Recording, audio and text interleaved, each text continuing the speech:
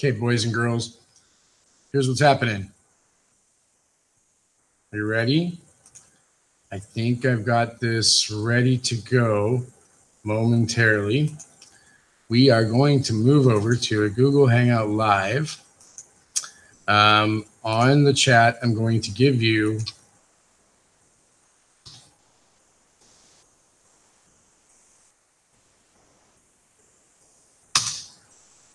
a new little link.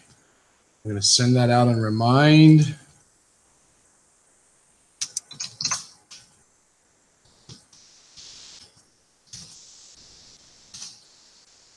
As well. And I'm going to end this particular stream and move over to that new link. I will see you soon. Bye.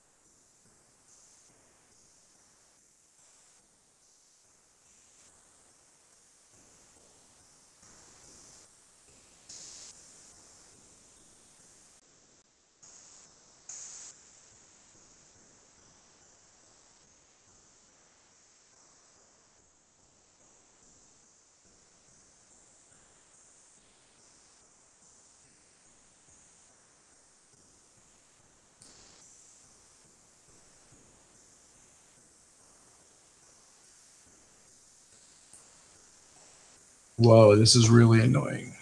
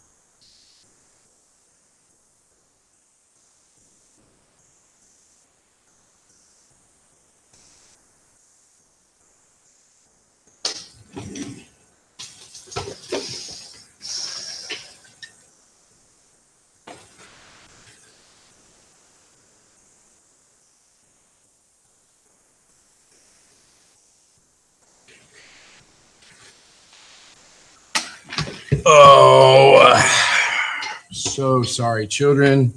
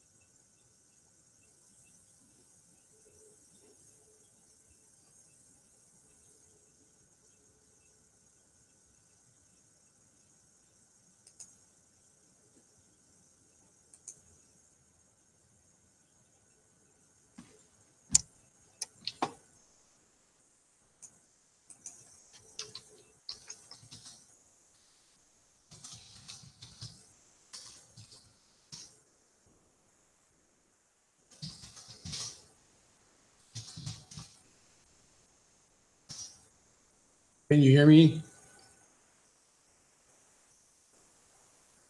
You can hear. Really? Oh my gosh. Flippy. Okay. It only took 34 minutes or more, but you know, hey. What I've got going on here is that I've got something that tells me I'm not online. It doesn't tell me I'm on air, and it doesn't tell me I can do anything. But you know what? I'm going with it. I'm not going to question anything. So we're going to do a couple things here. And what I'm happy is that let's see here. I do agree that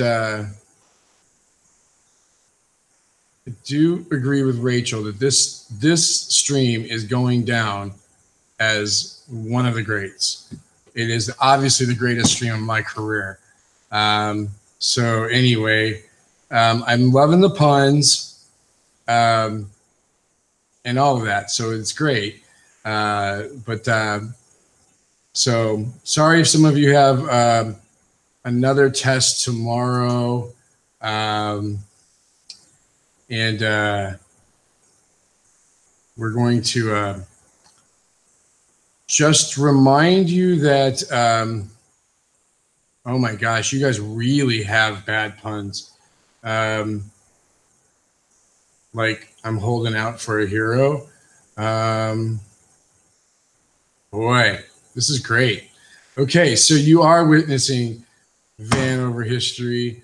Karusha, oh, I'm so sorry. You're in timeout. And so anyway, I think we're okay. You did get shouted out. Hold on. All right, Lila, you are witnessing history. And let's see. Val, your pun was good. Okay, so let me see something here. Let me see if you can see. Can you see that?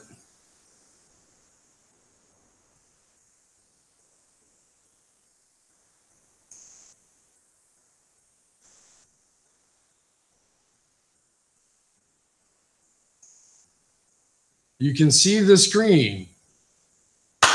Woo! Yes. Loving it. All right, guys. Here we go. Oh, yes. Loving it. All right. Thanks, Hancock. Thanks for all your help. You know what? I'll try to make who can make the best puns as part of the test. And Harris, thank you for your thoughtfulness there. Steph, I'm glad this is the highlight of your week. But I really want you to write in Japanese. That'll be the highlight of my week now. So let's see here. All right. Let's do this. Let's get what I want going on here. And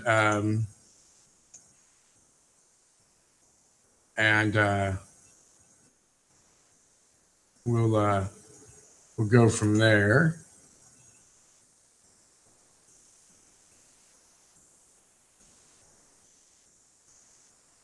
Ooh, Shriyank, you got it.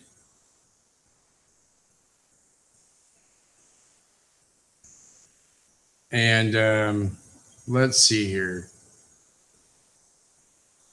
I think I can get this going. I think I can. I think I can. I think I can. All right. Look at all this Japanese going on here. That's awesome. And let's do a new window. And let's bring up my little friend who's going to help us tonight. And let's see here.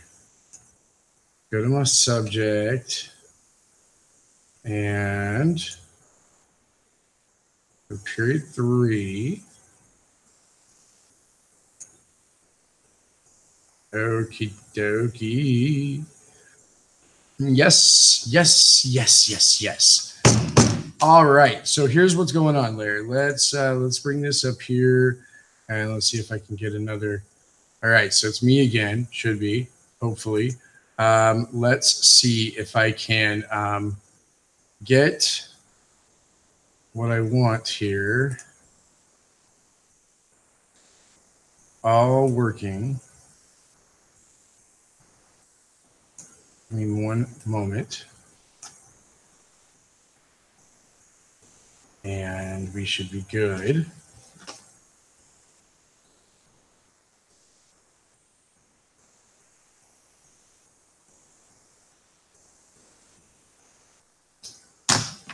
And I can try to get this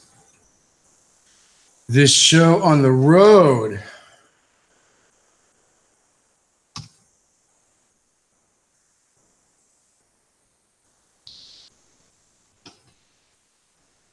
We are going to maybe do some Kahoots in just a moment. I'm going to show you some other things here too while you're all mostly here. So if you bear with me, we'll get going.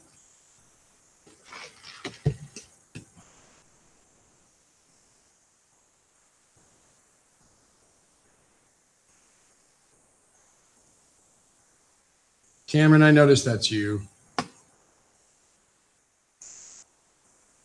Okay. All right. And we're going to, you wouldn't believe what I got to do over here. This is pretty crazy. Crazy, crazy, crazy. All right. So here we go. What I want to make sure that you are looking at right now is if you are looking at this nice thing here, you're looking at my website. And one of the things that some of you seem to be missing about the website is that there is this little place that says APUSH Unit Exam Study. And it should bring up a hover menu, and you bring it down, and you're here at APUSH period 3. So we're studying 1754 to 1800. And I know that that looks all jumbled because it's the way it's showing up for you guys right now. But I'll fix it. Don't worry. It doesn't look like that all the time. But the big thing that you're looking at here is it gives you kind of this step-by-step process here that that you want to kind of think about. And that if you start off studying tonight, like if you just stopped with me altogether, which I really wouldn't blame you after the way this has gone tonight. But if you're looking at this and you see, for example, these big overview videos, these are big period overviews over everything to do with period 3. It's going to have some of that stuff that I'm moving on to the period 4, to the period 4 exam. So for example, remember, we're not doing anything to do with John Adams onward. We're basically finishing with Washington's administration, Hamilton's financial plan, with the Bank of the United States, and the development of the first political parties. That's important to keep in mind. And so these review videos here that you see are definitely helpful to just kind of watch and remind yourself of the things we have learned. And one of the other thing is, yes, I know Diet Coke is gross, blah, blah, blah, blah, blah. So anyway, when you look at this particular, particular thing, after you watch those videos that kind of just review the period, the other thing to do then is to look at these History Heart Lady pages. These History Heart Lady pages are really helpful in something that you want to do on a night before. And the night before thing is this. And all of you guys are talking right now. I'm going to go like teacher on you, because as you guys are chatting in the window about my Diet Coke and all that crap, you're not probably listening terribly closely to me. And it's all about me all the time. So I love that if you guys would watch for just a second. So if you're looking here, Like, let's say you are going to start with Road to Revolution 1. So we go to a new tab here, and we bring up History Heart Lady's little quizzes. And you can then go through these and look at Thomas Paine's Common Sense. And let's say that you are like, oh, okay, it is, let's see, it's this. And you're like, oh, no, that's wrong. I don't get this correct. So the first thing you know right then and there is that you are not clear on common sense, and you need to look at that a little closer. So you write down, make sure I look at common sense. And then if you really want to, what you can do is you can start doing this and go, wait, maybe he was trying to abolish slavery. And you go, oh, no, that's not right either. And then you go, wait a minute. He does not like the articles. Thomas Paine says it's common sense that it's oh, no, it's wrong. Ah. And then you're like, wait, Thomas Paine, something about it's common sense that we have a strong example. Oh, no, bad. No, okay. So now I know I'm going to have to go to A. And there we go. All right. I think I remember that now. Now, here's the thing. That was all a big, silly little game to show you that what you are prone to do, and I'm going to hide this little score thing because you all be, no.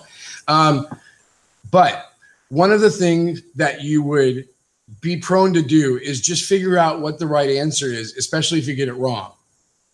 But if you do get something wrong in these little quizzes, the important thing is to notice that that's a topic that you need to study further on, because if you do get things right, you know that information.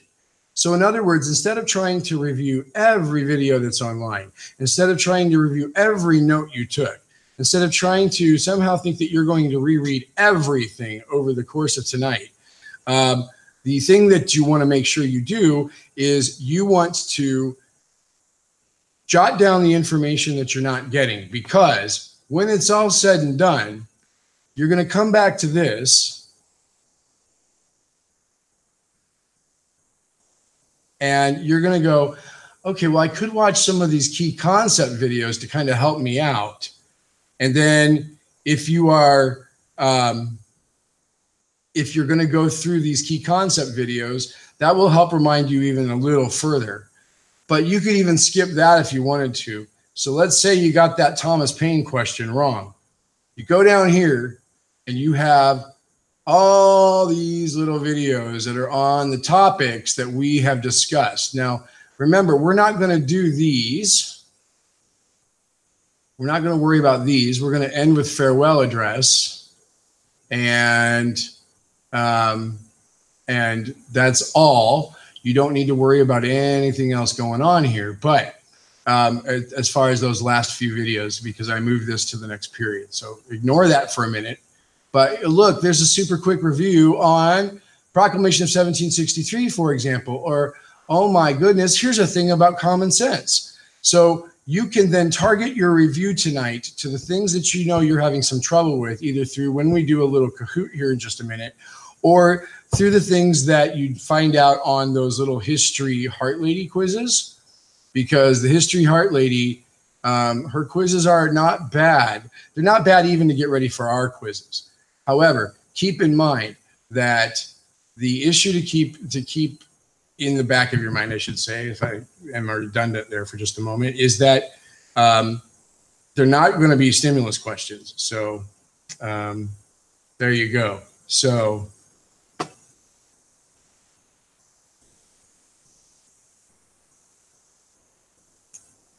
all right. So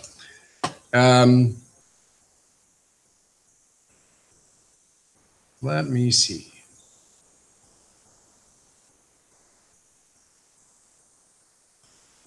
Here we go. Let me bring up your Kahoot, and then we can do some explaining of what some more information. So you might want to make sure that you're getting yourself ready to do a little Kahoot fun.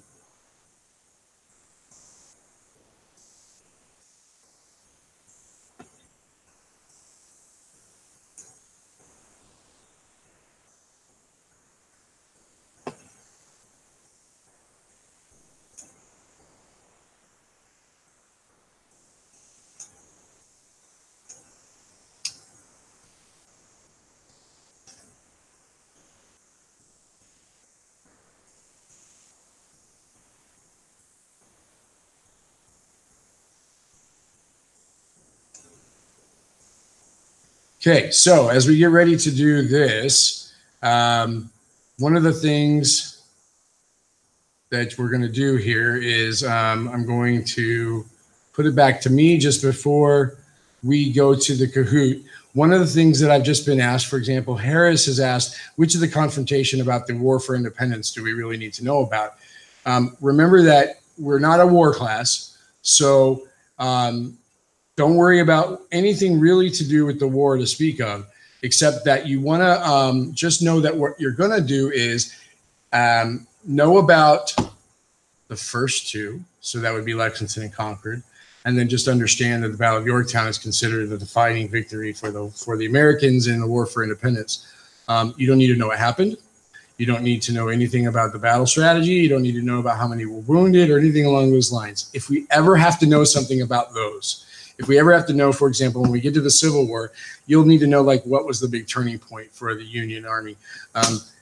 That's the only time that you'll need to know those, and I will make sure you are adequately aware. But as far as the Revolutionary War and the War for Independence, excuse me, as far as those battles go, you don't have to know those for APUSH or my class. So just those first and last, and you're good to go. So for the Kahoot, here's one of my rules. Your username on Kahoot needs to be school appropriate. It needs to not be insulting to me or my live stream. And it needs to be hopefully somewhat identifiable. But remember that the Kahoot is simply just for us and our enjoyment. So so don't get too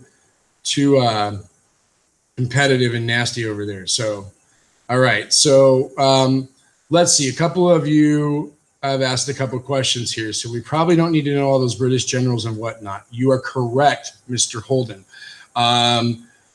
Do we need to know America wins? Rachel, yes, America wins, and we have our own country today. And in fact, that's our class's United States history.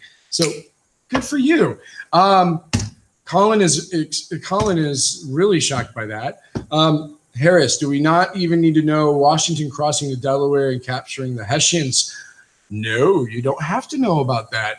It's a nice little legendary story of American history, but you do not need to know about the Hessians or the Washington crossing the Delaware from New Jersey. And the painting by John Trumbull is actually not even possible. None of that. You don't have to know any of that. And let's see here. Let's see. Someone's a patriot. Yes, it's Rachel. Why did we have to spoil it? Sorry, Eli. I apologize for that. Do we need to know about the Albany Plan of Union? Leah, great question. Yes, you should know about the Albany Plan of Union. Let's see really quick what we need to know about the Albany Plan of Union, and then we'll get to Sankalp's question. But for now, we're going to make sure that that we can get to the Albany Plan of Union really quick while we're on it. So Sankalp, I'll get to your question, and Harris, hold on to that one really quick. But let's take a look at the Albany Plan of Union. Who in the room wants to tell me what the Albany Plan of Union is and what it involves? Cameron, I know you may know, but I'm going to ask you to not say anything at the moment because you've taken the class, and I need them to make sure that they're reviewing. See, love it. But please feel free to hang out and play Kahoot. Albany Plan of Union. Anyone? Anyone? Do we have anybody putting something in about the Albany Plan of Union? The snake thing, and it failed, Jack says. Yes. So the snake thing, Ben Franklin, Andy says, Ben Franklin's plan to create a unified government of colonies. Armand says Benjamin Franklin plan. Yes. What time period does, and Jack has pointed out the snake flag, join or die. Harris says unification. So why does Benjamin Franklin proposed this plan of union?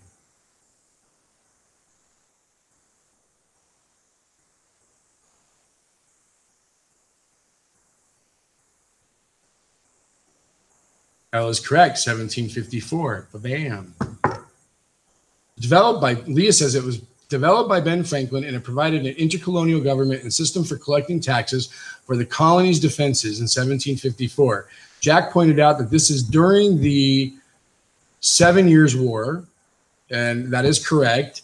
And remember that, Leah, I just want to make sure that you understand, you have that right, but just remember it was proposed by Benjamin Franklin. I want you to understand that it would have provided an intercolonial government and collecting taxes and to coordinate the defense of the colonies against the French and the Indians during the 7 Years' War.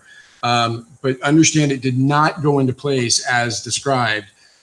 He did not win the support of the other colonists, and therefore he was not able to get the plan off the ground. But it represents an attempt to try to unify the colonies when we know they were not unified. We got to remember our phrase, 13 different places by 13 different people at 13 different times and for 13 different reasons. So Benjamin Franklin realized that they should probably come together, especially when there is a threat like a war. And even then, he couldn't really get anybody going on that one. So as Jack pointed out, if you can remember from your book, there's the flag, the join or die flag.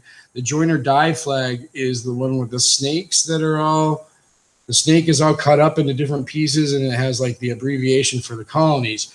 And that's the flag that was a political cartoon also that was put together that was basically to try to urge everyone to see that, you know, the snake's going to die unless it comes together and it's all one unified whole. The join or die, that cartoon is going to get used again, like in the Constitution debate, or the ratification debate, I should say. You'll see it again in a little other places, but that's generally the gist behind that. So if you ever do see the join or die flag in a test, either my exam, AP exam, finals, what have you, make sure that you understand that that's related to the 7 Years' War and the Albany Plan of Union. Nice, good question. Sankalp has asked, what is the difference between the War for Independence and the American Revolution? Harris said that it could be the same, but in his eyes, the revolution starts with the colonists' resistance to the taxes. And I would say, Harris, you're correct in that regard. The thing to remember is that the American Revolution generally refers to the overall period of the disagreements and the ideas that are put forth by the colonists about their form of government, what should be their form of government, the fact that they believe that the representation is not occurring in Parliament. Therefore, it's a violation of their rights to have these taxes placed upon them. Their attempts to try to rectify the situation by petitioning, trying to force some of the issue with the boycotts, trying to get the taxes repealed or to try to get the British to come out on their side. And then, of course, when that fails, then we go through the Declaration of Independence. When you get your first fighting, when you get your first shots fired at Lexington and Concord, and when you do have a full-scale war against each other, the British and the Americans, for their independence, that's the War for Independence. That refers to the actual, what is often called the Revolutionary War. So you kind of look at it from start to finish, from some would say even starting with the Treaty of Paris of 1763 and the very close in proximity Proclamation of 1763 to the Treaty of Paris of 1783 that ends with the formal recognition of the United States. Generally, we call that the Revolutionary Era, the Revolutionary Period, and the Revolutionary Period, excuse me. And then, but the war itself would be the War for Independence. I think sometimes we look at that as being a little more accurate to refer to the war part as the War for Independence and the Revolution as the kind of big, broad ideas that are behind the political philosophy and the actions taken by colonists and then later American citizens towards securing that independence. And while they declare their independence in 1776, and we all know that date, what we do know is that the British don't recognize it until 1783. And that's when you can say that, at least as far as the rest of the world is concerned, the United States comes into existence. And then we have the next period, which we've studied, which is the Articles and the Constitution period. So, nicely said. All right. So, let's take a look now and let's get your Kahoot started. Yes, you're welcome.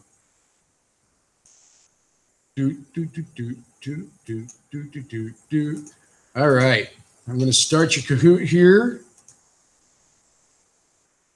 Play. Come on, play.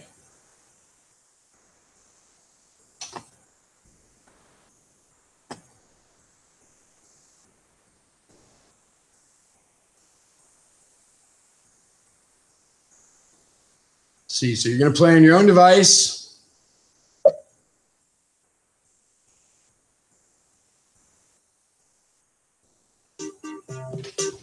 There's that music. It is going to lag. Just bear with it.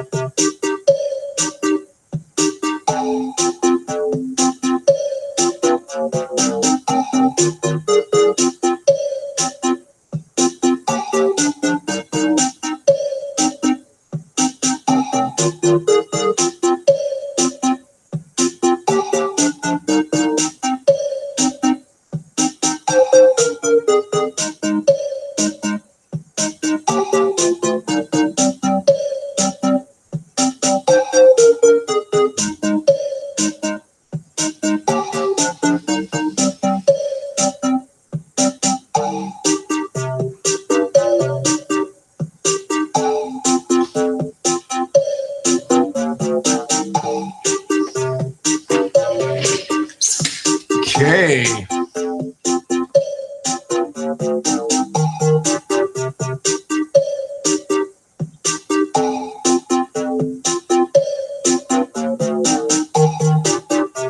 I like the Diet Coke.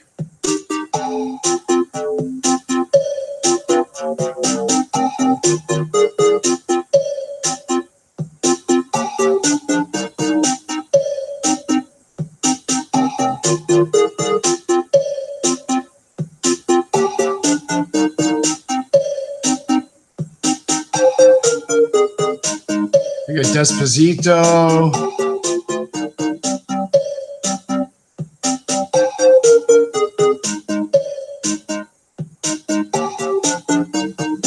George Lopez, you're about to get kicked out again.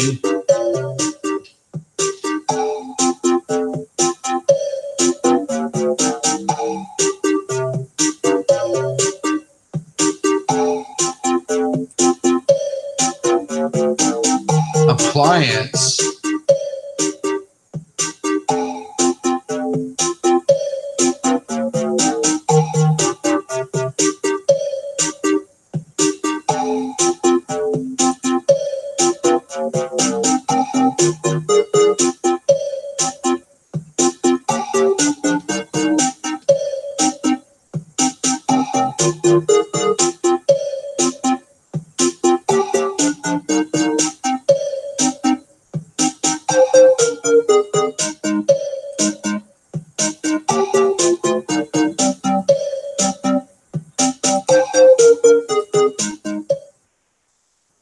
Okay.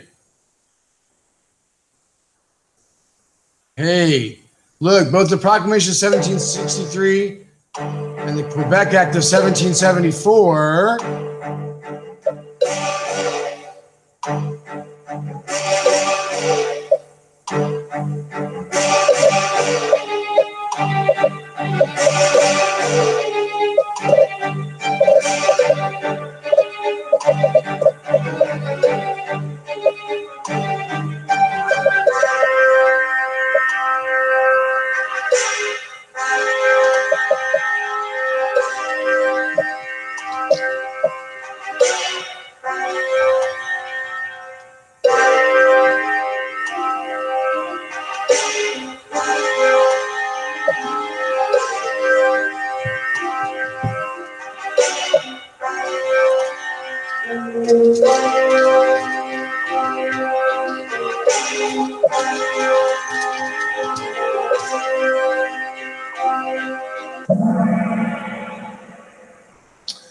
Good for the 42 of you.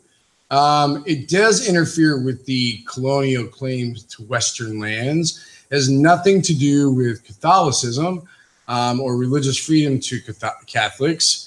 And it wasn't repealed after colonial protests. Neither one of them were. And did not do anything to do with have anything to do with taxes. Now, I know that the music is really over dramatic. That's because it's Halloween and it's October, and every year Kahoot puts this scary music in Halloween time, and I don't know why, but it does. So anyway, it's and yes, I know it's laggy, and that's why I give you extra time on these things than you might normally see in, say, class, and that's to make sure that you all have time to play. So that if you so you can win your fake prizes. Now, this is the big thing about a Kahoot that sometimes you don't do when you do this in school or in class, and that is for those 10 of you who didn't get that correct, that means that you need to go look at these things as extra study for you. So there is no prize for whoever gets the top 5 because I no longer can get free cookies from 7-Eleven. So let's look at this. Shriyank said number 1 was Sandkalp right behind. The real Armand is there at 928. Freaking George Lopez got kicked out. Oh, that just means that Ella went to number 4. And Pun, you are at number 5. Yay! So here we go to the next level.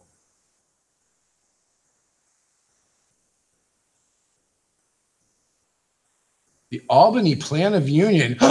You just asked about that.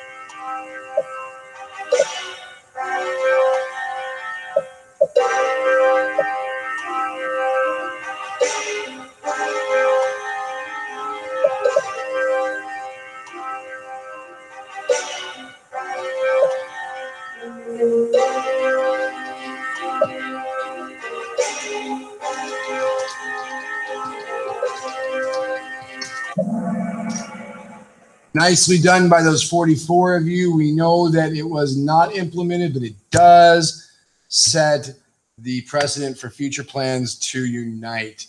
It was never vetoed by the British because it didn't challenge royal authority. In fact, it was kind of to help the colonists work with the British. We know it does not unite Anglo-Americans or English Americans or even white. But in this case, Anglo-Americans, don't think of Anglo as white, like Anglo-Saxon, refers there to just a fun old Latin name for England or whatever. It's Anglo-Saxon Jute, whatever. It has to do with the Norman conquest, and we don't care. Earliest British attempt to suppress colonial assemblies. No. So, that's not going to be a fun thing. So let's go on to the next thing. Shriyank's number 1. Real Armand is number 2 with Eli. Eli is number 3. Good for you, Eli. Sandkalp is number 4. And Pun, you are number 5. Number 5 is alive. Here we go with the next question. Which helped convince the delegates to the Second Continental Congress to vote for independence?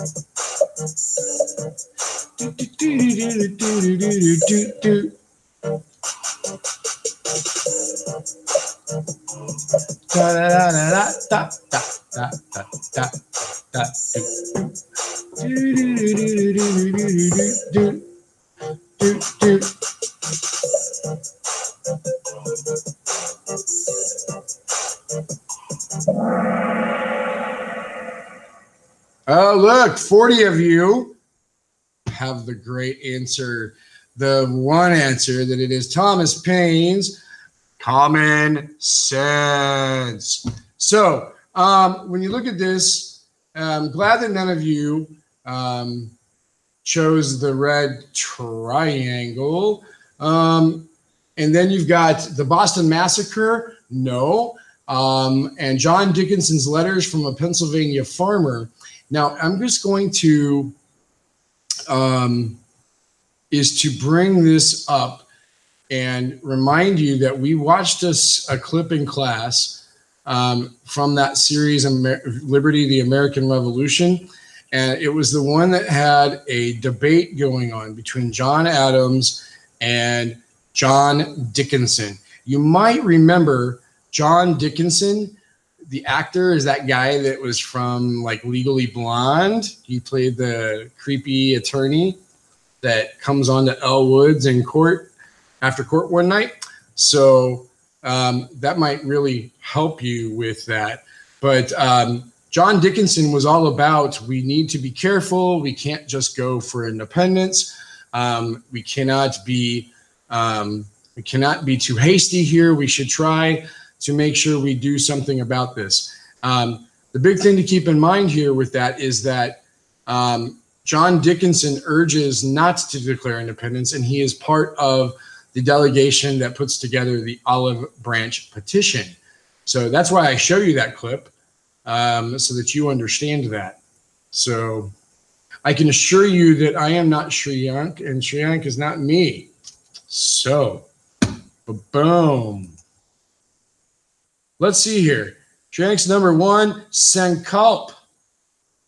Number 2, Eli's number 3, holding his place. Pun, you are at number 4. And the real Armand, you have fallen to number 5. But look at that at the bottom there. Mir, you're up 11 places. You're on the climb. Here we go. In the Declaratory Act, Parliament stated that it had the right to legislate for the colonies in all matters, or repeal all township duties except the one on tea. Colonists were in rebellion and subject to martial law, or the taking over payment of the salaries of royal governors.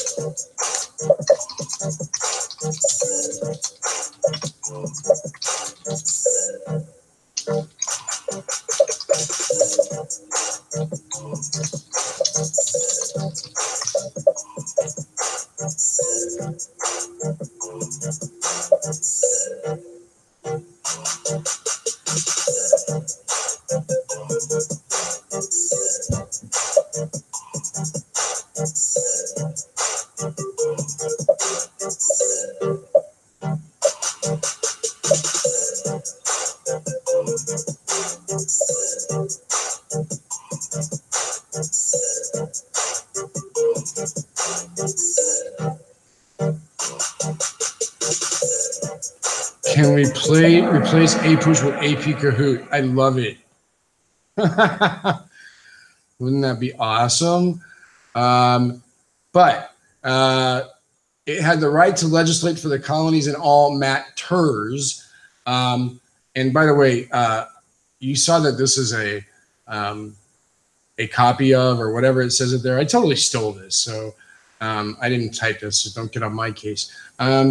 But we have here, yes, that it had the right, it declared it had the right, British Parliament declared that it had the right to legislate for the colonies and everything.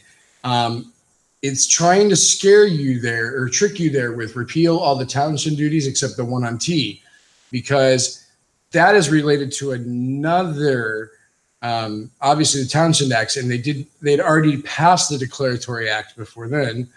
The colonists were not in rebellion and subject to martial law. That's another set of acts. So what is it that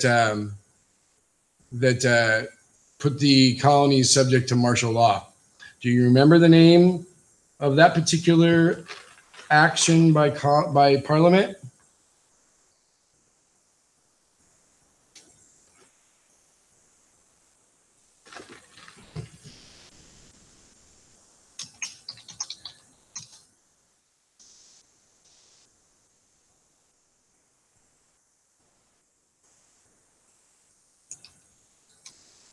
Holden, you are correct.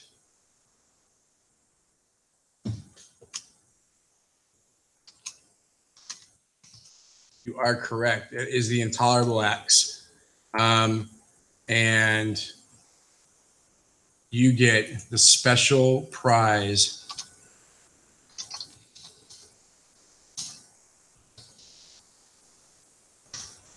And Leah, you get a special prize too. Admiralty courts are different, or might be part of that one, but I want to make sure you know the actual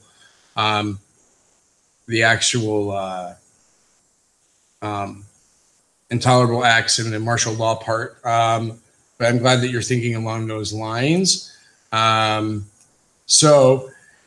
Let's see here. Takeover payment of the salaries of royal governors, and that's not it either. Let's take a look here. Shriyank is number 1, Sankalb number 2. Justin Liu is now on the board at number 3 out of nowhere.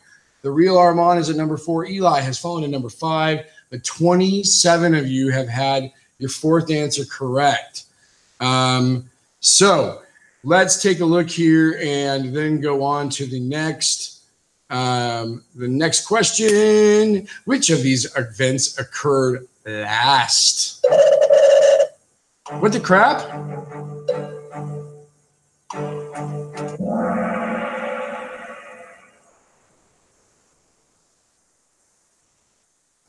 Okay, I don't know what just went on there. That pray. I'm sorry, I did that skip. But if you look here, it just tried to say that 255 did this. I think someone leaked the code. Uh-oh.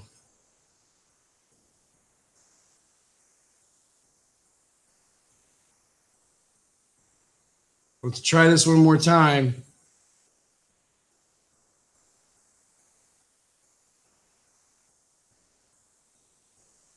I know. Harris, rip Kahoot. Let's see if it happens again. Ready?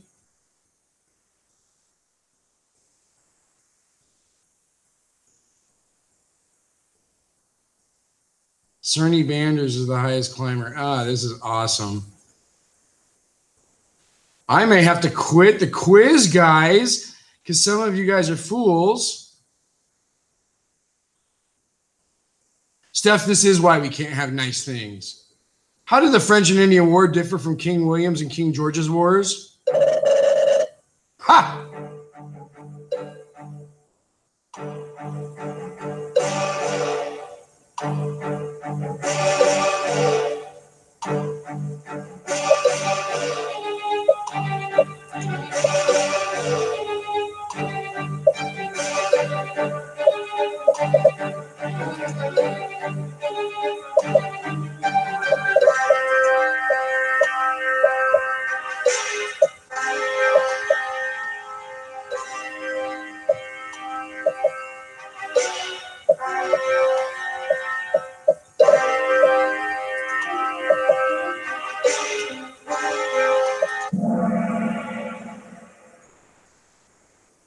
So anyway, yeah, Leonard, I know it's still kind of dumb. Here's the deal. I'm going to just skip these so you can see answers because we can't play for real. So this is really disappointing, but okay, whatever. So anyway, this was that France lost her empire. Don't worry about King William's and King George's wars. You don't need to know this, okay? So let's see, here we are. At least, I don't know who Annika is. Oh, I do know who Annika is. Sorry, Annika, my bad. At least the other people aren't placing. So let's see here. They just answer random things. Can we still play? Alex says. Well, we could. I will send you all the link so that you can do that on your own time. We'll just do some other activity here in just a minute, but I wanted to at least try to help you review basic information, particularly that stuff at the beginning. Let's see here. Let's take a look at chief reason for the repeal of the Stamp Act and the townshend duties by Parliament was the...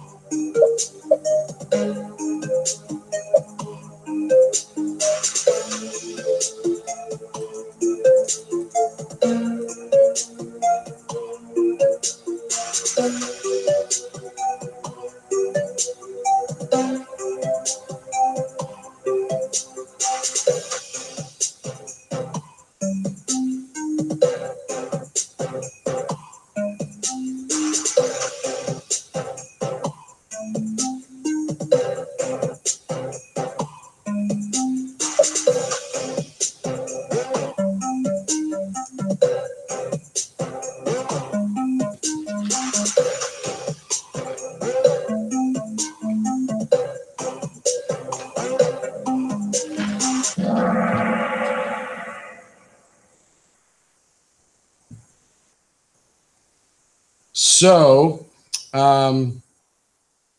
wow.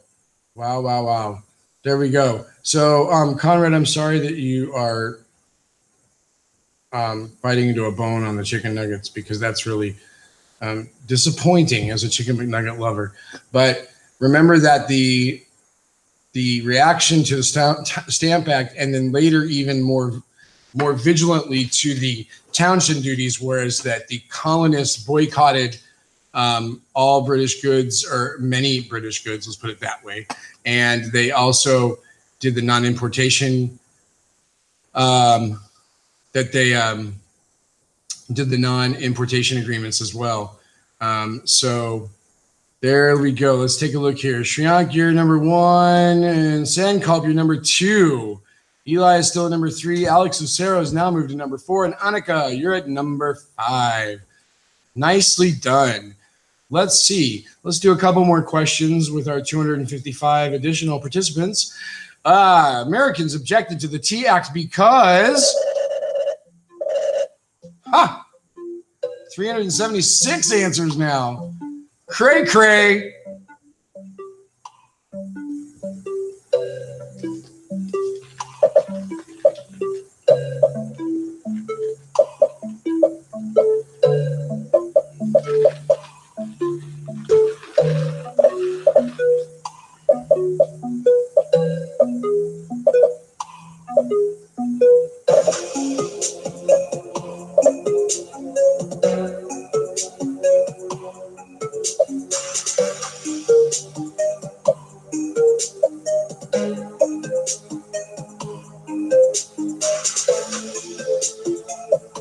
I'm sorry, Am. Don't cry about picking the wrong answer.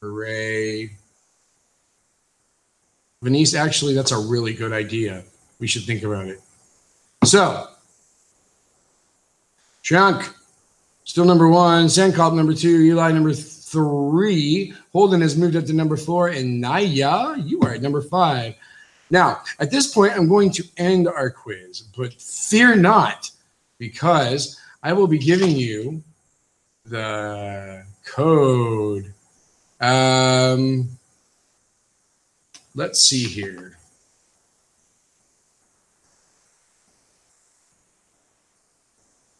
Yay! Showing number 1, he's 9 out of 10. And Eli and Zankalp, hooray. Let's see here. I am going to...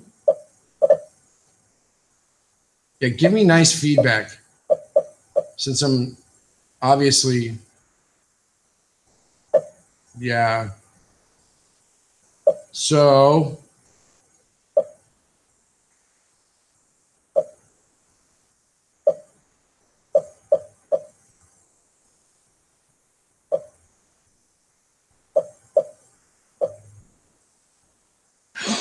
Ooh. All right. Hold on. We're not playing this again. Stop, stop, stop, stop. We're not doing it. No.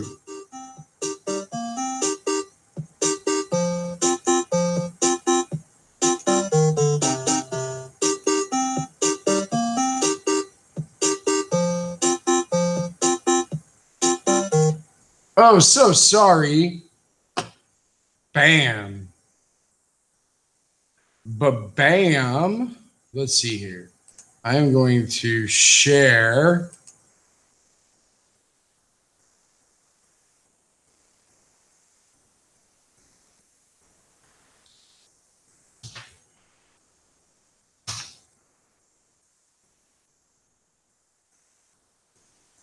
And there you go. You can play that on your own. You'll be happy, happy. Okay, so let's now do the next part. As we go through the last part of our study session, we're going to go to my favorite little friend, Mr. Albert. Mr. Albert I.O. gives us some, I pay for the subscription so that I can use it with you guys to study. So that way we can make sure that you have some exposure to some stimulus, to some documents. We may not answer all of the questions involved, but we get a sense of a few more things with review that are a little more pointed towards the actual type of stimulus test that you'll actually take. Rachel, I will put this on Remind as well. So don't worry, no worries. And I'll send that out in a little bit. What I want to do right now is give you a little bit of a hint of what these things actually look like when we do our stimulus tomorrow, so that you get a little bit of practice with regard to that.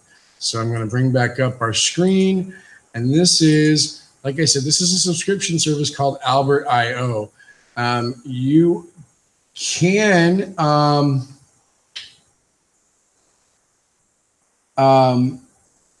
you can choose questions on here. If you choose to get this, there are some free questions that are available available for you to look at, and but I don't necessarily want you to worry about making sure that you pay for a subscription to something like this. It's not necessarily something you have to do to necessarily do well in the class. I don't want anybody to feel like they have to spend money. I spend money and then use this when we're doing some review, so that you have something to help out a little bit. But if you want to do it, you can go to Albert.io and take a look at it. So if we're looking here, for example, let's do the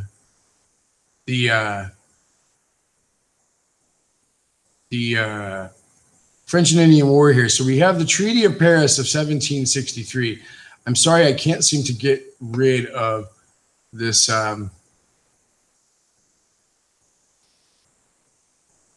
This thing. Let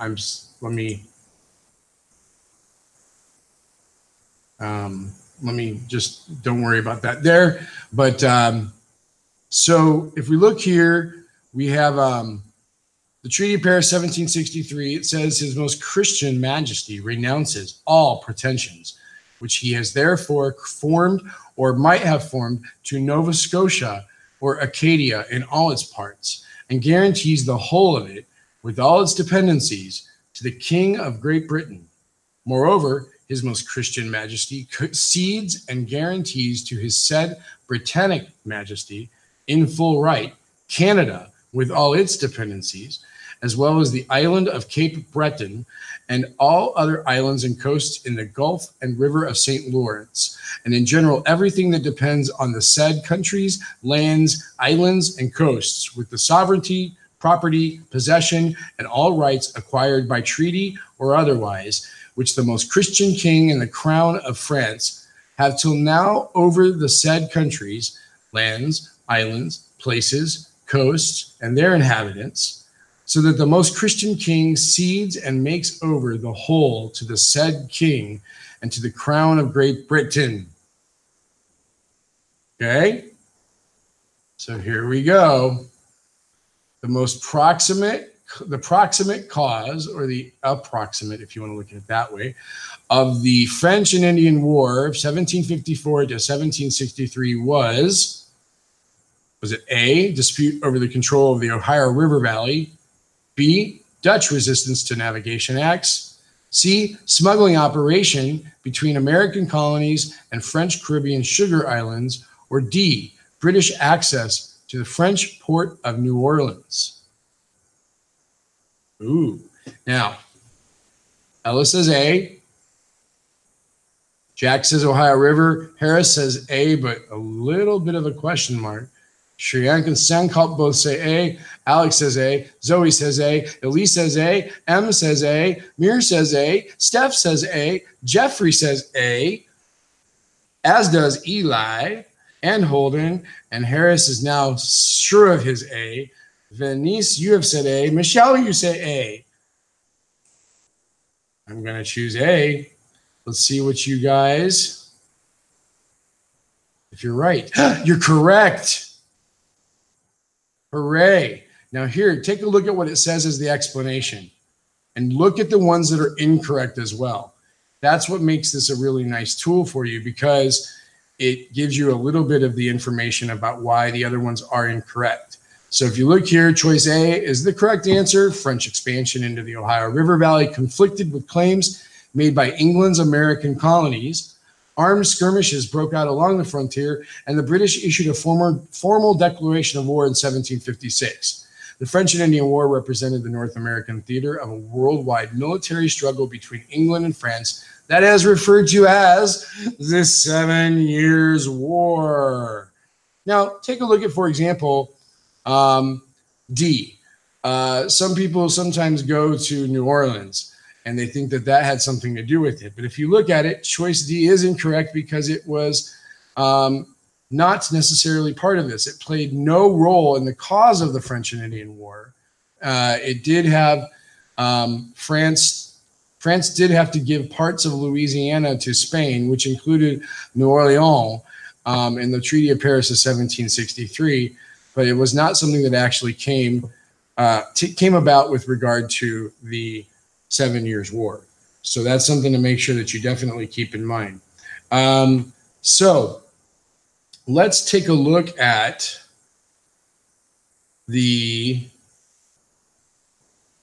let's take a look at the Albany Plan of Union with their first colonial political cartoon. So it says here the cartoon was published in 1754 to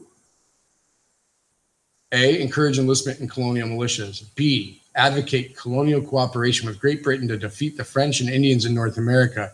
C, push for colonial independence from England. Or D, energize the colonial boycott of imported English tea. Da-na-na-na. If you don't get this right, and you've been sitting in this study session, I am going to cry all night because we've already done this one. Oh, see, there's a join or die. Jack had referred earlier to the snake thing. Here's the snake thing. And let's come back down here. You guys all seem very confident in B.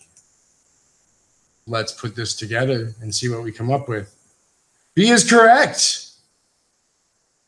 The cartoon was drawn by Benjamin Franklin and published in his Pennsylvania Gazette on May 9th, 1754. It was designed to elicit support for his Albany Plan of Union, which he had proposed earlier as a necessity to stand up against the French and their Indian allies. I'm not going to cry, everybody, because you got it right. Yay! So, take a look here. These are the distractors. That's the official name for these things that are in tests. The questions that are, or the answer choices that are incorrect are distractors. And it says here, Franklin's cartoon was strictly political. It was encouraged a limited political union.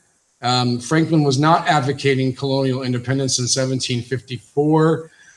We know that during the Stamp Act crisis, it does get adopted by the Patriots, but it's not something that Franklin actually supported. He did not believe it should be used for that. He was definitely more about peace at that time.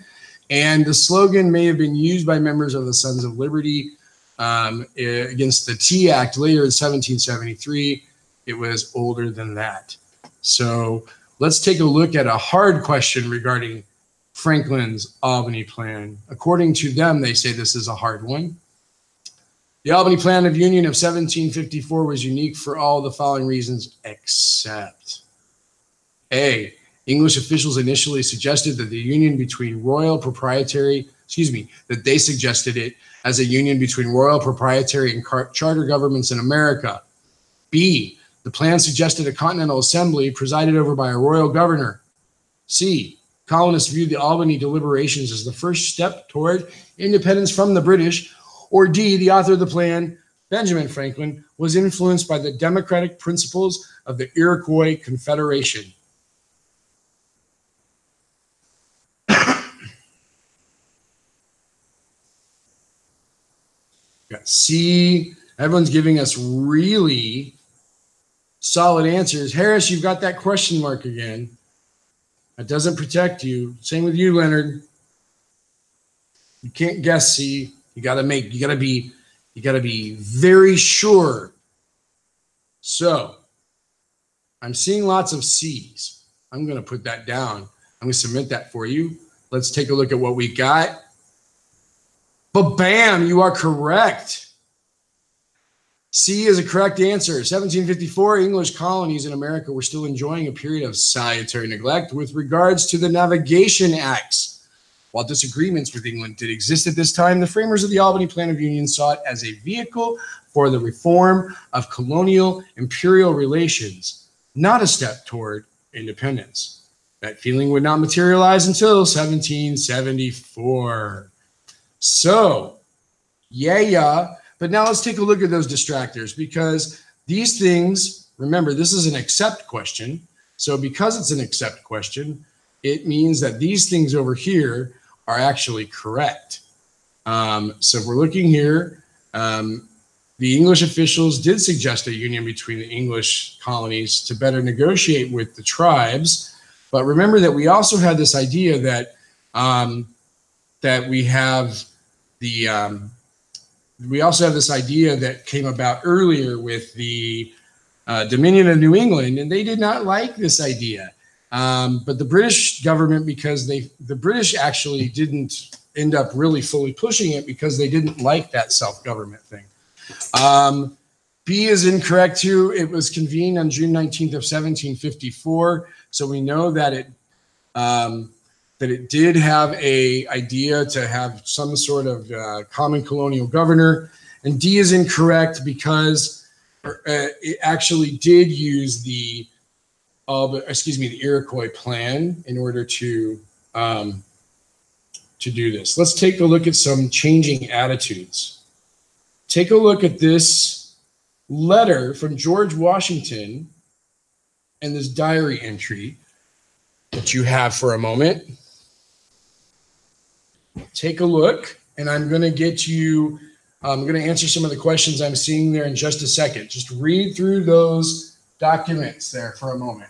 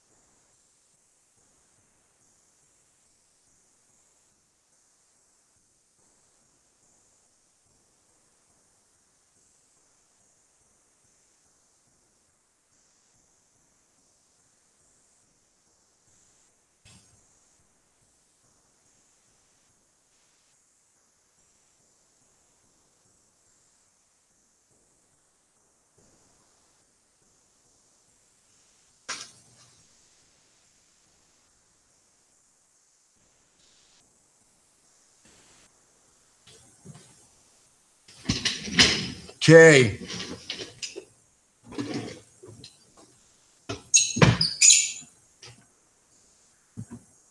So let's take a look here. We got this.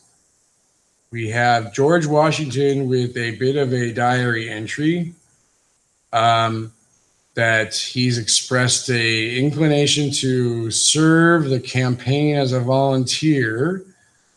We have a private talking about cold weather is coming on in their fighting. Looks like the French and Indian War, perhaps. We don't have a year, do we? Oh, we do have 1755. So George Washington is saying, hey, I want to volunteer. Let's take a look and see if we needed to read any of that stuff. Ready? So, which of the following best accounts for colonists changing attitudes toward the British Army? We know it's about the French and Indian War. We saw the year. So it says the war is going badly for the British Army and blame is being placed on the colonists. Or B, the tendency of British citizens to think of the colonists as beneath them and treat them accordingly. C, the use of propaganda by the Indians to influence colonists. Or D, the leadership of George Washington in the Revolution to bias the colonists against the British Army. So, you guys are saying B.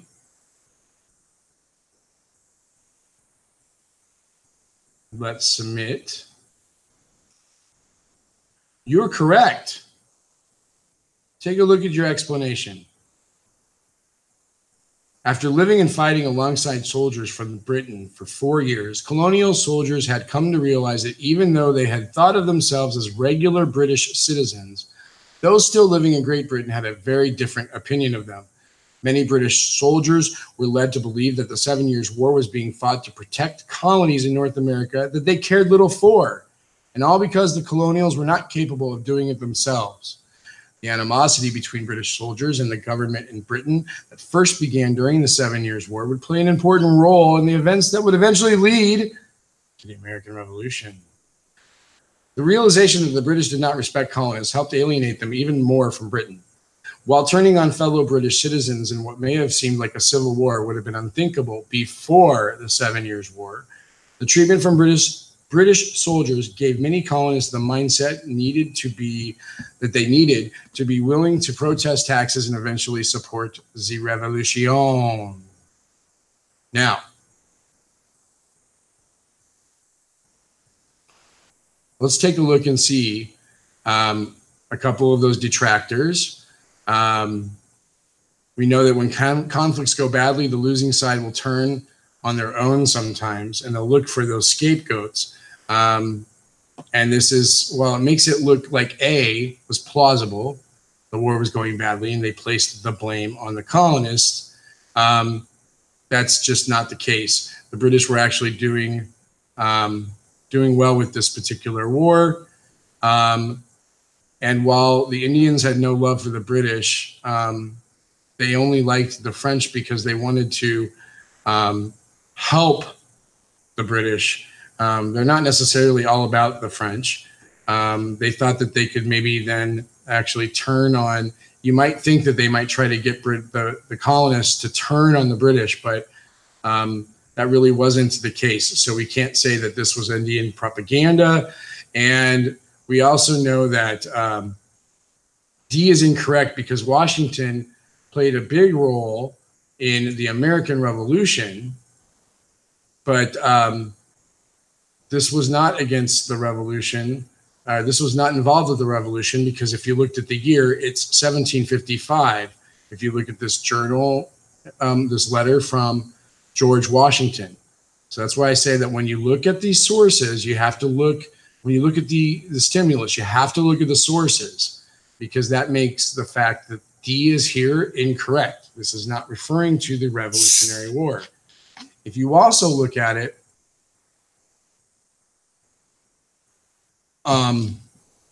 the Indians didn't try the propaganda, and in fact, why would they try propaganda to influence colonists during the War for Independence?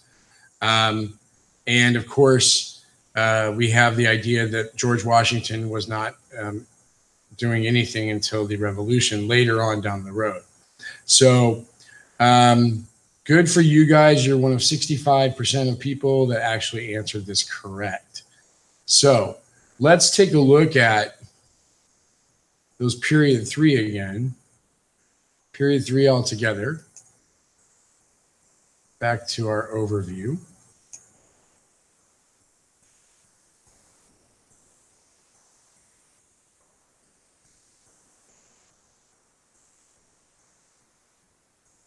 Let's take a look at, let's say, the independence movement. Are you ready?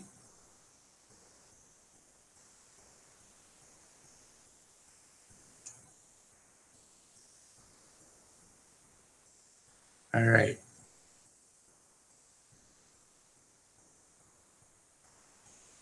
Ooh, looks like a painting called the Boston Massacre. Now, here's a question that you all love to see written down. Which of the following groups would most likely have supported the view expressed in the image above? So take a look at that image. We know that that question requires you to look at that image.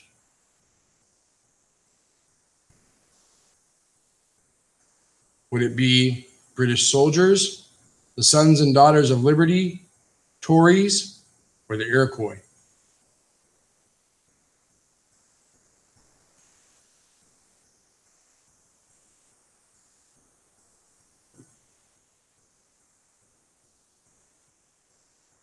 Jaden says B. M says B. Senkop says B. Maddie Ford says B. Elise says B. Jack says B. Harris says B. Katie says B. Ella says B. Lars B. Val B. Quentin B. Shireen B. Rachel B. Sammy B. Jesse B. Leonard B. Leah B. Ella B for bloodshed. And Harris B with lots of exclamation points. Let's take a look. Are you a member of the Sons and Daughters of Liberty? You are correct because you are in a class with me. I don't know. I like to make that. This is not the Paul Revere painting that you see here, but it is a representation of the Boston Massacre. And we still have a dispute over just quite exactly what happened based upon which side you're on. B, the Sons of Daughters of Liberty were strong supporters of colonial independence, and they did have protests and boycotts against the British and used that massacre as a way to promote disharmony. Look at that, disharmony. That's what we call my singing. And it was propaganda. Propaganda. Okay, so let's take a look at the Stamp Act Congress. Ready? Okay. Declaration of Rights of the Stamp Act Congress.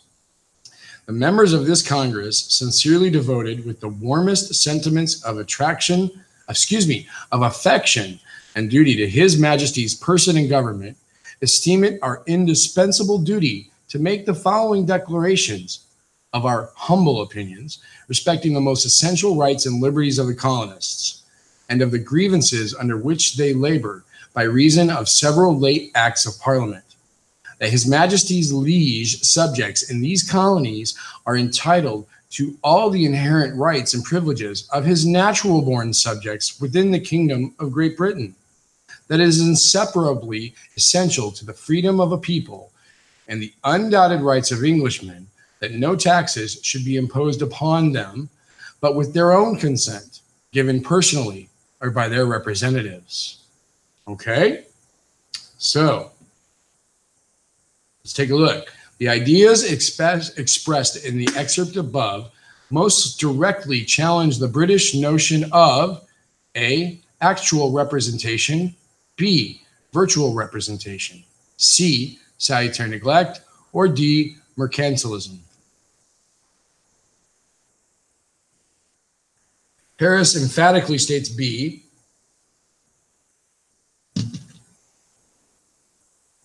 Maddie says B. Justin says B emphatically. Quentin B. Rebecca B. Kelsey B. Ella B. Zoe B. Sunkop B. M. Holden, Val, Jaden say B. Sammy says B. Leonard says B. Steph says B. Jesse says B. I think I'm going to choose B for you guys. Lars says B. Nye says B. Connor says B. Rachel says B. Jaden says B. Again, Leonard says Sandkalp is C. I don't know. I think that sounds like some fake news, Leonard fan. M says B. Milan says B. Let's submit the answer and see if you're right. That is correct. A member named Thomas Watley proposed the idea of virtual representation, a parliamentary member, as justification for taxation without representation. Watley suggested, or let's say Whately, just in case, suggested that although colonists were not directly represented by Parliament, the colonists were virtually represented by Parliament because every member of Parliament was there to represent the entire empire. Colonists rejected this justification, demanding no taxation, either direct or indirect, for the purpose of raising revenue without direct representation. They were like, yeah, no. So, choice A is incorrect. Actual representation is what they wanted. C, salutary neglect was the willful disregard of trade law by Parliament. Colonists loved that. And mercantilism is the economic theory that the British were supposed to extract all their raw materials from the colonies, who existed solely to serve as a source of those materials, and that they should have to buy their stuff back. Oh, do not say bigly in my study session. That's not a word. I don't care who said it. Ugh. Okay, let's view colonists' viewpoint on British taxation by doing what the good people at Albert say is a difficult question. Ba-bum. Let's see. Oh, look, letters from a farmer in Pennsylvania by John Dickinson in 1767. If at length it becomes undoubted that an inveterate resolution is formed to annihilate the liberties of the governed, the English history affords frequent examples of resistance by force. What particular circumstances will, in any future case, justify such resistance can never be ascertained till they happen. Perhaps it may be allowable to say generally that it can never be justifiable until the people are fully convinced that any further submission will be destructive to their happiness. Okay? Let's take a look at it. New complaints of colonists directed towards the Townshend Acts were most likely the result of which of the following? A, the Townshend Acts imposed a direct tax. B, the colonists felt they should not be responsible for paying off the British war debt. C, the revenue from the Townshend Acts was being used to pay British royal governors, taking that authority and power away from the colonial assemblies. Or D, colonists were already being restricted from the production of many goods and were now being further discriminated against. What say you, good people of Vannyland?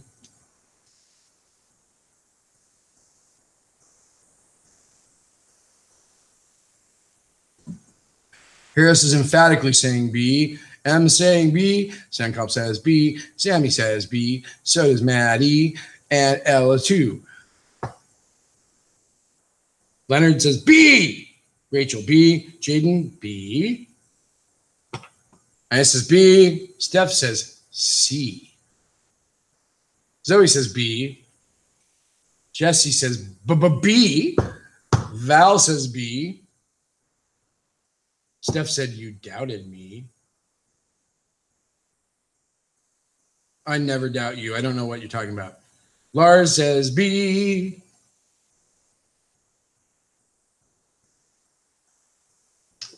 Looks like it's slowed down about this point, so I'm going to go ahead and choose B.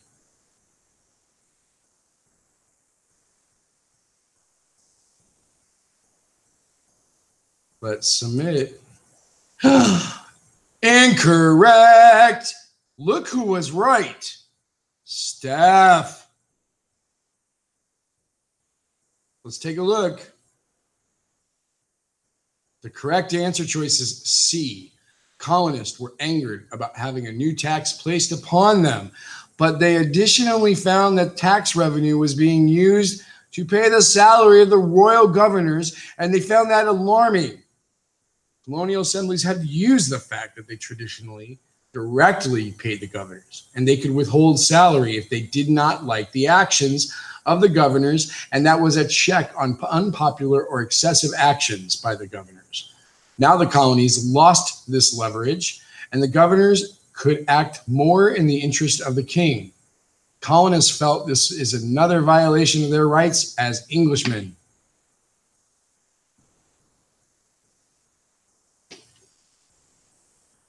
So, look at A. Look why it's incorrect. That's important here. Stamp Act had been a direct tax levied on the colonies 2 years before, so this is not the first time this occurred. B is incorrect that while this was a commonly held sentiment, B was that they should not be responsible for paying off British war debt. Read what B says, as this is what many of you chose. It is incorrect, as this was a commonly held sentiment, but not a new feeling. Colonists had felt this way specifically about the Stamp Act, but also about the Sugar and Quartering Acts too. And D, incorrect, because the old Navigation Acts, which had been unenforced during the time of salutary neglect, had started to become enforced again after the Treaty of Paris of 1763, and that was not a new complaint. So Joyce has asked a question that I'll get to just in a moment, but look here at the question, because I think one of you said, I don't think I saw the word new here. So take a look at this. New complaints of colonists directed towards the Townshend Acts were most likely the result of which of the following. So this was really important to understand that it said new, because otherwise you can't constantly talk about taxes. Yes, they don't like taxes, and yes, they want representation, but that is not the only response that the colonists have, and the only thing that angered them. So when you look here, when you look at C, this was the new part that they did not like, because this took away that particular hold that they had over their colonial governors to do things that they liked, because colonial governors before depended on the colonists for their pay. If they wanted their money, they better keep them happy. And in this case, the king has now placed the governor under royal pay through the tax, and the colonists are still paying it, but they're paying it through the royal government, through parliament, and therefore that takes away the colonist power. So take a look. Let's take a look at some of the questions that you have here. This is a harder question. So let's take a look. Let's see here.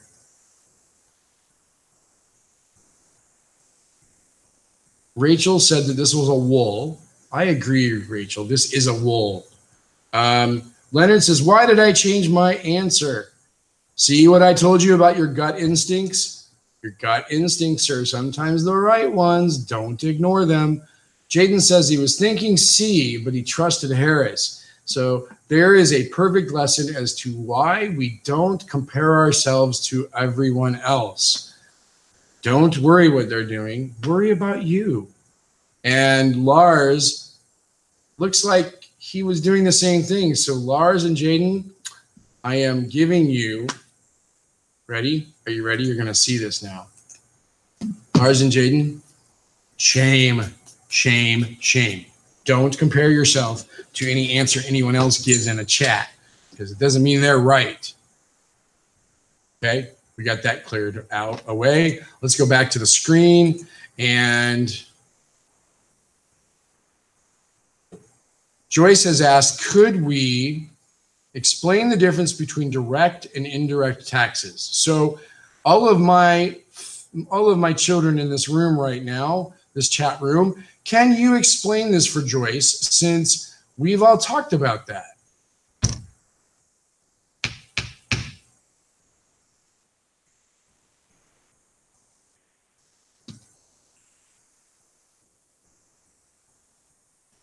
What's the difference? Help Joyce out here. What is the difference between a direct and indirect tax? Venice says indirect is a tax on exports and imports. A direct tax, according to St. Culp, is a direct tax where the British Crown collects tax for the government directly. Harris says direct is separately included from the price. Venice says direct is a tax within the colonies. St. Culp says indirect is when the colonial legislatures collect the tax. And Harris says indirect is included in the price, he thinks. And Steph says she agrees with everything they said. Do we have any other participants that would like to make sure they weigh in on this matter?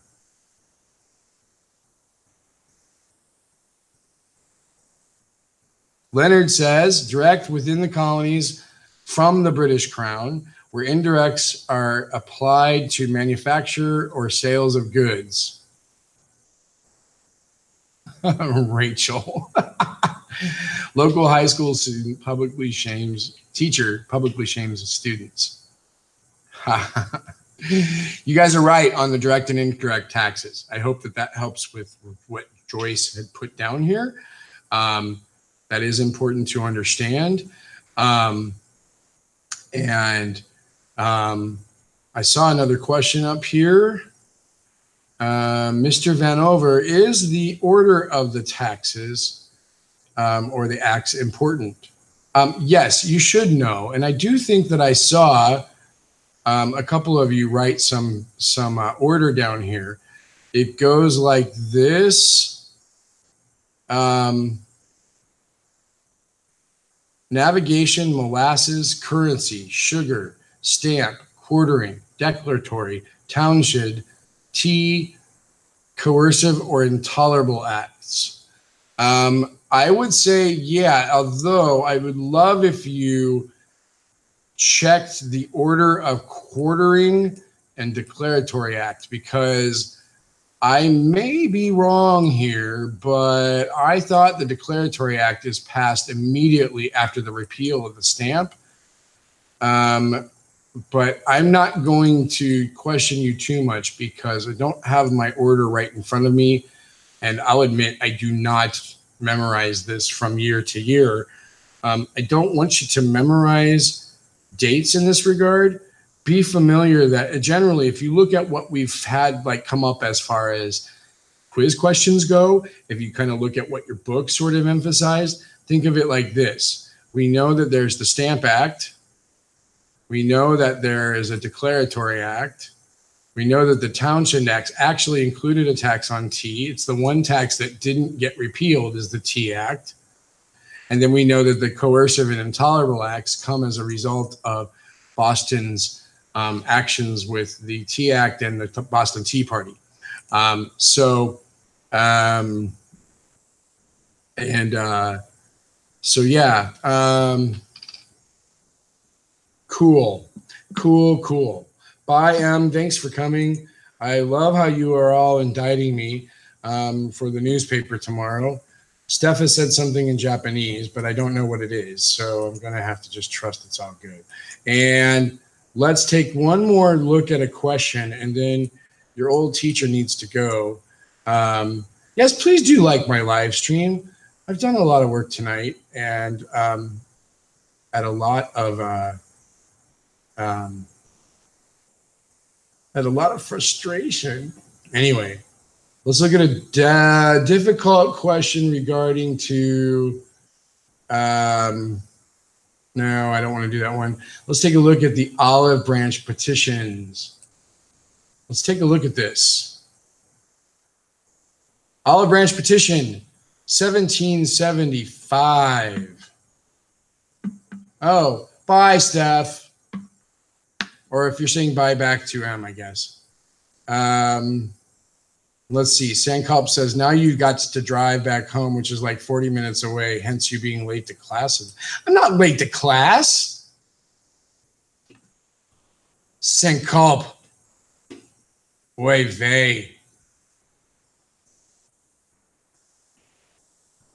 I may be later than I want to be arriving at school, but I am not late to class. I'm going to banish you.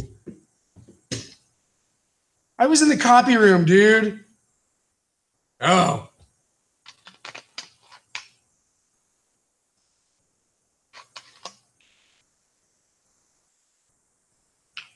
Sankalp.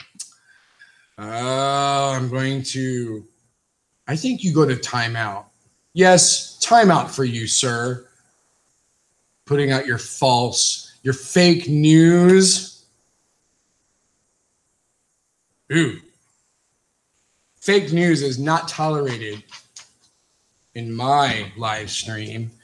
We do not do alternative facts and spin. So, here we go. Olive branch petition.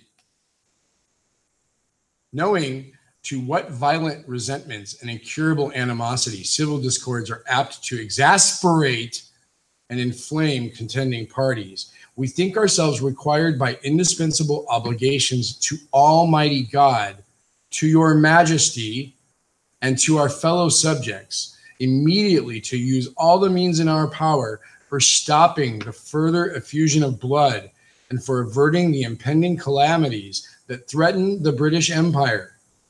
We solemnly assure your majesty that we not only most ardently desire the former harmony between her and these colonies may be restored, but that a concord might be established between them upon so firm a basis as to perpetuate its blessing, uninterrupted by any future dissensions to succeeding generations in both countries. The colonies desire the former harmony between the British government and these colonies. All right. So, here we go. Are we ready? Let me get my mouse where it needs to be. And let's say the historian would most likely use this source to illustrate which of the following. 1A, in spite of repeated violence and claimed violations of natural rights, colonists wanted to remain a part of the British Empire. B, colonists were eager to separate from Britain in order to advance their economic standing. C, colonists respected the authority of the king and parliament. Or D, the majority of colonists were prepared to declare independence following the battles of Lexington and Concord and Bunker Hill. Let's see, we got A. We got A from Harris. Zoe says A. Meter says A. Haley says A. And Lars says A. Maddie says A. Rebecca says A. Justin says A. Quinta says A. Jeffrey says A. Ernest says A. Shireen says A. Denise says A. Leonard says A. Steph says A. Ethan says A. Val says A. Sammy says A. Holden says it's A. Quentin says you have to be more enthusiastic. Rachel says A plus. And Senkop wants us to know he says A. Well, I'm glad he says that, but he's in timeout. All right. Let's take a look and see. A. I. So, submit answers. You are correct. Senkop wants to send an olive branch petition. Yes, I want an olive branch petition. Choice A is correct. Despite repeated instances of violence and a long string of written protests towards the policy of the king and parliament, most colonists, including many colonial leaders, wanted to remain a part of the British Empire. However, they wanted the relationship between the colonists and the British government to return to pre-French and Indian War status, in which the colonies were not taxed by Parliament but received protection from the British military in the face of foreign attacks. This was an arrangement that the king was unwilling to endorse, and after the violence at Bunker Hill, the king declared the colonies in rebellion. So, here's one. Some historians, notably Charles Beard and more recently Alan Taylor, have suggested that the revolution was economically motivated. But even those historians acknowledge that few of the colonists were eager to declare their independence. It wasn't until common sense, which argued that the colonists were better off independent, that enough colonists began to favor that status of independence. Even colonial leaders like John Adams estimated that only about a third of colonies were patriots in favor of independence, while another third were loyalists, and the other third didn't really care. C is incorrect. C said, if you look back, colonists respected the authority of king and parliament. By 1766, colonies were already beginning to reject the authority of parliament. Initially, colonists claimed the parliament could legislate for the colonies, but not tax them. When parliament declared the two inseparable, colonists concluded that parliament therefore had no authority over them. Colonists continued to claim that they were loyal to the king, but seemed unwilling to demonstrate that loyalty by their repeated repudiation of the king's policies. And D is incorrect. Similar to the explanations above, the majority of colonists were not prepared to declare independence when it was issued. The declaration was issued. As the war drew on, then it gained more strength. Remember that this one is there to trick you, because this is one where you do have to think about the order, because the olive branch petition is actually issued after Lexington and Concord. And many people would believe that that would be the point at which the colonists were pushed towards independence. But instead, they submitted the olive branch petition as well. So that's why this one is there. It's meant to trick you. Okay. Here, let's look at an intellectual influence in critical documents.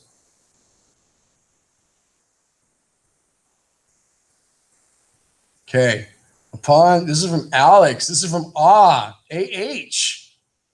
Good old Alex. Al says, Upon this law depend the natural rights of mankind. The Supreme Being gave existence to man together with the means of preserving and beatifying that existence. He endowed him with rational faculties, by the help of which to discern and pursue such things as were consistent with his duty and interest, and invested him with an inviolable right to personal liberty and personal safety. If we examine the pretensions of Parliament by this criterion, which is evidently a good one, we shall presently detect their injustice. First, they are subversive of our natural liberty, because an authority is assumed over us by which we have no means assent to.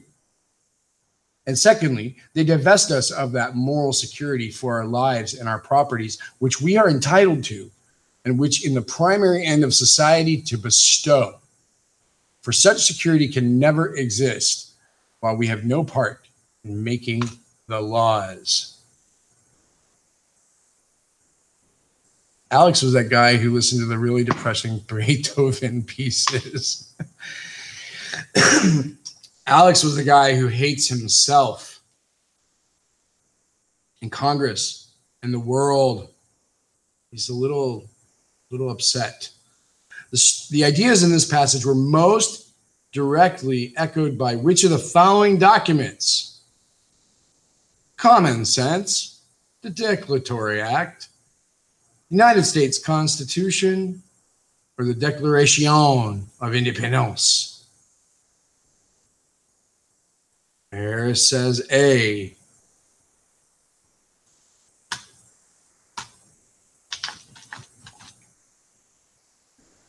What was the date that people began to want independence again? I'm not sure, but we know that they don't want it until after the king rejects the olive branch petition.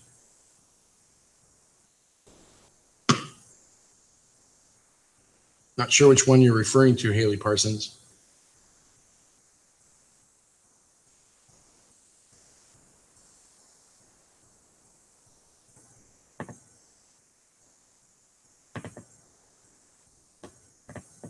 Venice, you're correct. Around 1774 would be the time that you begin to see more an increase of calls for independence outside of the Sons and Daughters of Liberty and some of your more radical. Maddie says it's either A or C. Jaden says A, but he's not sure. Harris is the only one that has given us a definitive answer, although it's not a substantially excited one. Zoe says maybe C. Leonard says A or D. Time to flip a coin. Kelsey says C. Sammy is going A. Justin says D. Joyce says A. You're all over the board on this one, guys. Kelsey says D. She has changed her mind. Laura says A or D. Ethan says probably A. Rachel says A. Let's give A. I'll go with A. There's more A's than anybody else is given. Rachel says E, actually. Rebecca is like D. And Shireen's giving 3 answers, which, of course, we all know can happen. So let's take a look. You are wrong. It is D. D. The Declaration of Independence is the correct answer. It laid out the philosophical beliefs at the root of the American Revolution. Ideas that had become central to forming a common American identity during the colonial period. Jefferson's choice of phrases. Ready? That all men are created equal, are endowed by their Creator with certain unalienable rights, that among these are life, liberty, and the pursuit of happiness. Governments derive their just powers from the consent of the governed. And this clearly shows the impact of Locke's ideas on the formation of American ideas about natural rights and the purpose of government.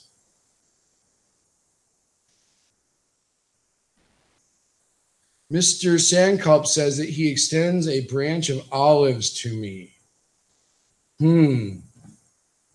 I think that branch of olives, because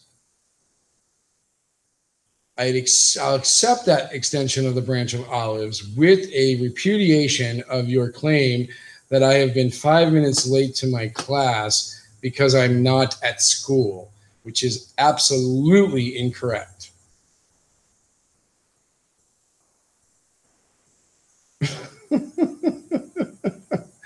Harris said he would argue D because if something echoed the document, it should come after the statement. And when you look here, this is in February of 1775. Common sense, though. Now, well, remembered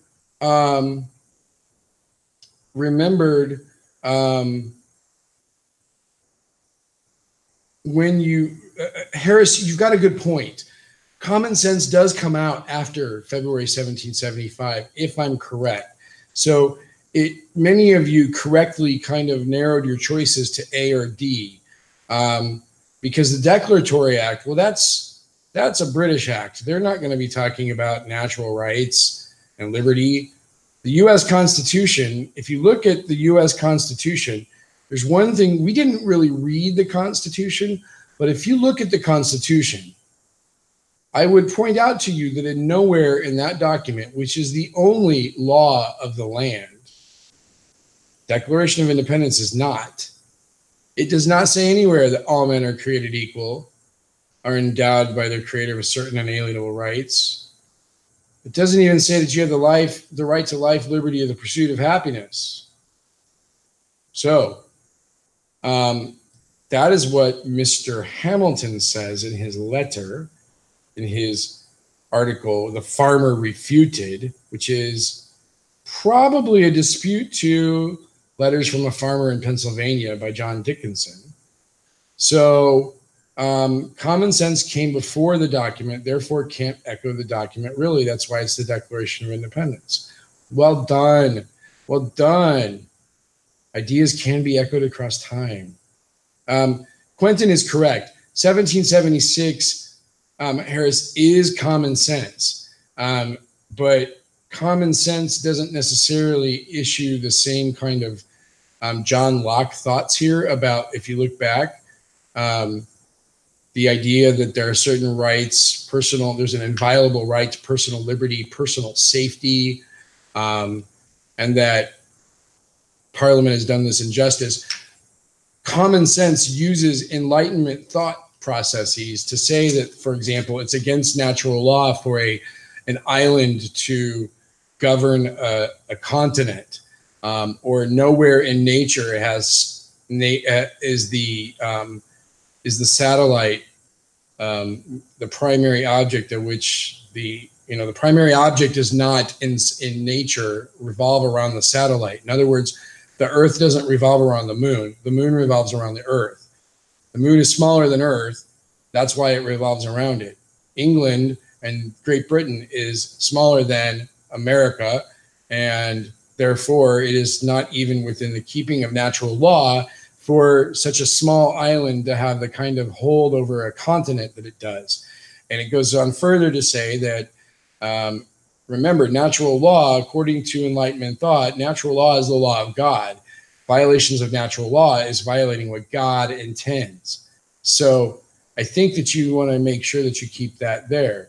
So it does kind of echo the Enlightenment thought, Jaden, of common sense. The idea of the natural rights of life, liberty, property, etc., is specifically mentioned by Alexander Hamilton, and that is also what is put into the Declaration of Independence. So Sankalp says, is it incorrect to say common sense is to independence as Federalist Papers are to strong natural government? I would say, Sankalp, it is somewhat correct, but the Federalist Papers were written after the strong national government was created, and while they were urging for the ratification of the Constitution, which was creating that government. So whereas common sense was urging people to support independence before the Declaration was being considered, was being really, at least seriously considered, the Federalist Papers are issued after the creation of the Constitution and arguing for its adoption. So that's the key, I think, difference that you have to kind of keep in mind. But I think that in terms of broad idea to specific application, yeah, you could use that. I think Justin's right when he says it's kind of a broad brush that you're trying to use here, but it's not out of line. It is a nice comparison if it kind of keeps you, keeps that kind of straight for you. Now, my friends, 37 of you have stuck with me through a disastrous beginning, but it is time at 10 o'clock for me to go because I really do have to go home and I got to take dogs out, feed a rabbit, and go to bed. So what I'm going to do is begin my bidding of adieu. So here's what we're going to do. Okay. You're going to not stay up much longer studying for this test because I think as somebody else said, you've got an OChem test tomorrow too. Que lástima. I'm sorry. But what I want you to do is not stay up late. I do not want you to cram from this point forward. You're at a kind of a threshold where you either know what you know and you don't know what you don't know. At this point, if I was to do anything, I'd maybe take some of those quizzes, maybe play with the Kahoot a little bit, maybe watch those kind of broad period videos or key concept videos, but I wouldn't stay up really much later. You need a good night's sleep to do this. And I want you to understand that that's an important, it really is important. But I know that you also have other classes, blah, blah, blah. But I don't want you to cram for this in such a way that just makes you all full of anxiety. It's not good for you. So let's take a look. Times to study more frequently and secretly stay up late. Yes, Leonard. So you are all very, very welcome. Thank you for thanking me. That's very kind of you, but I do this because I like it. So what I want you to do is study smart, not so much hard, and keep a positive attitude going in tomorrow. We'll make sure that that positive attitude is enforced and enhanced by smiling, and make sure that you also take deep breaths and we do some yoga. So that being said, you're all very, very welcome for all the help. I'll put the link out on the remind, even though it's 10:03. I'm sure some people might get upset. I hope it was helpful. I do like that you just said Coolio Julio. Thanks for helping us. That is the funniest thing I've heard. That and that I've noticed tonight that oof is a thing. Smiling does release endorphins. I don't care what any other teacher tells you. Can we do actual yoga? Maybe we will sometimes. Smiling releases chemicals called endorphins, which clinically prove and validate your mood, which will help you do better on that test tomorrow. Just make your muscles tired. Yes, you did push-ups in AP World, huh? All right. Well, maybe we might have to do something before your test. I don't know. We have to see how much time we have. So let's say, can we monetize Vanny? Oof. All right. Oof, it's 10 o'clock. I got to send out your Kahoot link on Remind in case you missed it earlier. And I will make sure that you remember that one page on my website, the APUSH Period 3 study page. If you go back to that for just a second, that is up here. These key concept videos or broad period videos are nice. And make sure that you understand that These are good things to watch at this point. Don't try to reread entire books of stuff at this point. Okay. All right. That being said, and remember, by the way, for those of you watching, go to APUSH Unit Exam Study. This is APUSH Period 3, which is 1754 to 1800. Okay. All right. You guys have a wonderful evening. I can't monetize at this account because this is a school account and they don't permit us to monetize. So I have to migrate everything over to this other channel I have, which has nothing on it right now. But I thank you. I think that's really cool, but I view this as my job and I enjoy doing it, and I enjoy doing it for you. So just remember that the next time that you guys talk in class when I ask you not to.